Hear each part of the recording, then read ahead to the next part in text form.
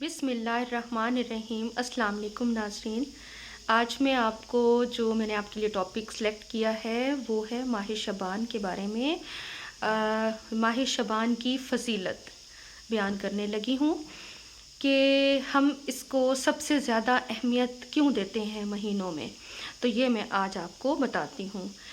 ہماری be be عائشہ رضی اللہ عنہا نے ہمارے نبی صلی اللہ علیہ وآلہ وسلم کو سب سے زیادہ ماہ شعبان میں روزے رکھتے ہوئے دیکھا۔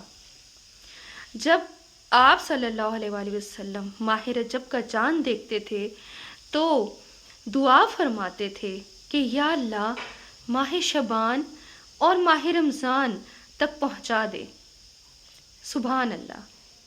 اس مہینے میں آنے والے نوری مہینوں کا انتظار کرنا اور شوق رکھنا یہ اللہ سے محبت ہے، اور یہ دن گن گن کر گزارنے چاہیے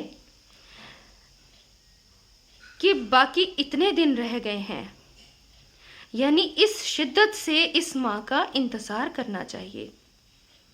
اگر کسی رشتہ دار نے، کسی بھی اپنے دوست نے، ماں باپ بہن بھائی کسی نے باہر کے ملک سے اگر آنا ہو تو ہم کتنی شدت سے اس کا انتظار کرتے ہیں، گھر کو سجاتے ہیں، دعوت کا اہتمام کرتے ہیں، اس کے لیے پسندیدہ کھانے بناتے ہیں، گھر کو سجاتے ہیں، بار بار ہم گھڑی دیکھتے ہیں، ہم کہتے ہیں فلاں دن آنا ہے، فلاں ٹائم پہ آنا ہے، بس اب اس کی فلائٹ آنے والی ہے، بس اتنے بجے پہنچنے والا ہے، اب اس کے لیے پھولوں کا انتظام کریں، اس کو گفٹ دینا ہے، اس کے لیے گلدستہ لینا ہے، گھر کو سجانا ہے، ویلکم کرنا ہے، تو ہمیں کتنا انتظار ہوتا ہے اس شخص کا جو باہر کے ملک سے آ رہا ہوتا ہے کہ ہم اسے ملیں گے اور اس قدر پرجوش انداز سے اپنی محبت کا اظہار کریں گے کہ ہم اس کے لیے اتنا انتظار کر رہے تھے، اتنے عرصے کے بعد ہم اسے مل رہے ہیں۔ تو اسی طرح اتنی ہی بے تابی اور بے قراری سے ہم خوشی کا جو عالم ہوتا ہے وہ یہ مہینہ اللہ کی رحمتوں کا موسم بہار ہے۔ یہ مہینہ جو ہے وہ اللہ کی رحمتوں کا موسم بہار ہے۔ چھم چھم رحمتیں برستی ہیں اس مہینے میں، گناہ گاروں کو آتش دوزخ سے نجات بخشی جاتی ہے۔ اس کا انتظار کرنا، گن گن کر وقت گزارنا اس مہینے کے ساتھ محبت اور اللہ کے ساتھ یہ محبت کی دلیل ہے۔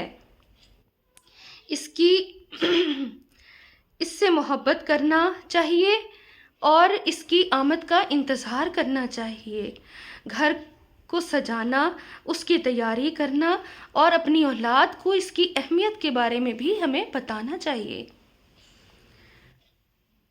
اس کا احساس دلانا بہت ضروری ہے تاکہ جو ہی یہ ماہ جلوہ گر ہو اور روزے رکھنے کا مزاج بن چکا ہو، تلاوت قرآن پاک کی عادت پڑ چکی ہو، نیک اعمال کرنے کی عادت پڑ چکی ہو۔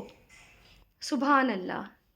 اللہ کے محبوب صلی اللہ علیہ وآلہ وسلم نے فرمایا کہ جب ماہ صیام یعنی روزوں کا مہینہ آتا ہے تو جنت کے 8 دروازے کھول دیے جاتے ہیں۔ سبحان اللہ۔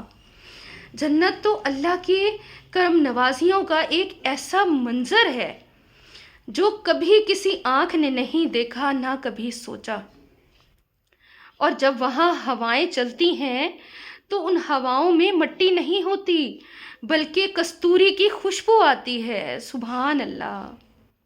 وہاں دودھ کی نہریں، شہد کی نہریں بہتی ہیں، موتی کے محلات ہوتے ہیں، اس کے باوجود 11 ماہ تک جنت کو رنگ و روغن کیا جاتا ہے۔ جنت کو مزید حسین بنانے کے لیے اس ماہ کی یعنی روزوں کے ماہ کی تیاری کے لیے جنت کو رنگ و روغن کیا جاتا ہے، مزید مزین کیا جاتا ہے۔ سبحان اللہ۔ رمضان کے استقبال کے لیے جب یہ مہینہ آتا ہے تو جنت کے 8 دروازے کھول دیے جاتے ہیں۔ سبحان اللہ۔ اور جنت کے ایک دروازے کا نام باب الریان ہے جس میں سے صرف روزہ دار ہی گزر سکتے ہیں۔ سبحان اللہ۔ صرف روزہ داروں کے لیے وہاں سے یہ گیٹ کھلے گا صرف روزہ داروں کے لیے۔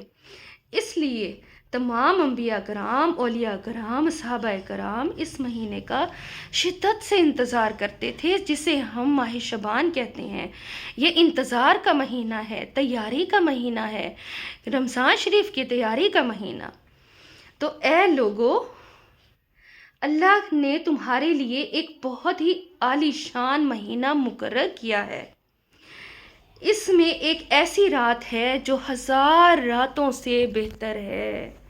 تو ہمیں چاہیے کہ ہم اپنے بچوں کو، اپنی نسلوں کو، اپنی اولادوں کو، سب لوگوں کو اس بات کی اہمیت کا احساس دلائیں کہ ماہ شعبان کی کیا اہمیت ہے۔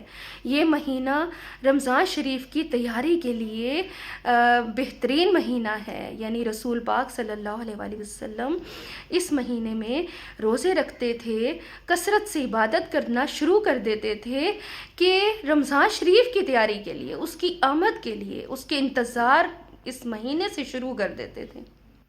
تو سبحان اللہ، ہمیں بھی اس کی اہمیت کا احساس ہونا چاہیے کہ رمضان شریف آنے والا ہے، شعبان آ گیا ہے، تو سمجھے رمضان آنے والا ہے، اور ابھی سے ہم اپنی نمازوں کی پابندی، تلاوت کی پابندی، نیک اعمال کی تیاری اور ذہن بنانا شروع کر دیں، تاکہ جب وہ مہینہ آئے تو ہم اسے خوش ہو کے ویلکم کریں۔ وہ رحمتوں اور برکتوں کا مہینہ ہوگا، موسم بہار ہوگا وہ رحمتوں کا، اور اللہ کی رحمتوں کا دن رات نزول ہوگا۔